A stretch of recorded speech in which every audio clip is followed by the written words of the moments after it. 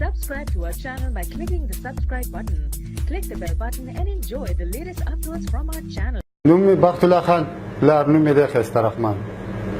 او بیا راغلم د نواب صاحب کله د بیت خان کوم ځای راغلی د دیر د وشيري د انرژي غریبۍ د لاس راغلی یو بس د غلطیو د بیت خان سره یو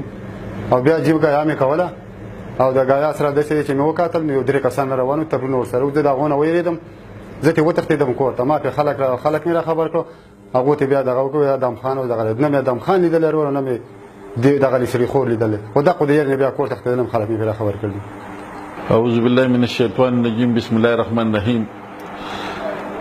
افوا مخه خو څوک مندول دي چې خو یو خبره تر یو پورې یو کس پورې ورسېږي بس د الله فضل دی موږ پښتانه خو اوسګار ناس یو بیا غي خبرې لا باوا ورکو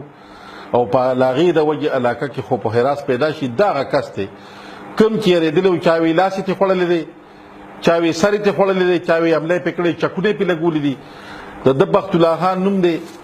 د پلار نوم خیسته رحمان دی د وشیره دیر دی دلته راغلی دی د نواب صاحب کلی د عابد خان په کوټه کې دی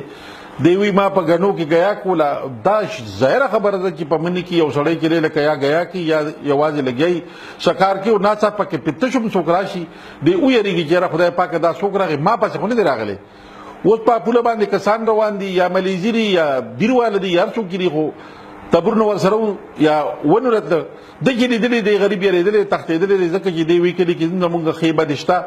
دې ته تختې دې دلته کسان وتوي سکل دی دغه شان کسان دي تبرن ور سره بس الله دې دا خلکو سره خوږي غیراله چا پیرو کتل سیونه مونتل د غپ نه پک یو کس تینداسي ویل دي چې دا خو پکې ادم خورو دا پکې کړي سړی خورو دا خبره کړي دې کې اخبار ورځ خدای شته چې ما میډیا ته عمومي کړه دا خبره غپ ته خو بیا پکې دلته یو کس نیموي کې نه دا خدا سي چل دی دا داسي چل دی او نه سړی دا سړی په خپل د تاسو وو دي ناسم دي نه ادم خورشته او نه سړی خورشته د پښتو په ملک کې د الله په فضل د پښتون سړی نه څوک دغه شان نشي دی دا زموږ د پښتو ملک ته هر سړی ځان سره اصله دغه ساتي د ناشنا سړی د تپوسو کولی شي ادم خور نه د توبه کړه ډیره پاسم شي راشي خو د پښتو په ملک کې کامیابی دي نشي او که ادم خور سړی خور تر اوسه پورې غي نار ولې دي گزاره پس کی سو کی خړلې دي اسیا پواګانی دي خلک چری سو کوئی د شپې کسان دي سو کوئی پلان کې کار غونډه لاله سو کوئی دا صرف د خلکو غبري بنای خبرې دي هیڅ حقیقت پدې کې نشته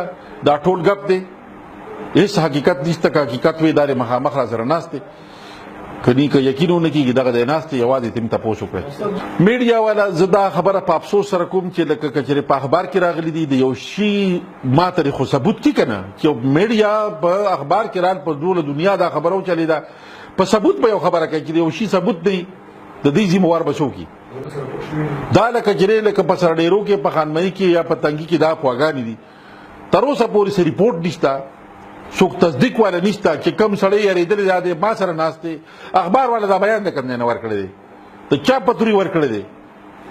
نه بیا خپل تصدیقو کې چیرې ما سوي دي حالانکه دا دې په کار میډیا والا یو خبر زه ته رسول پکار دی او بیا ولا کول پکار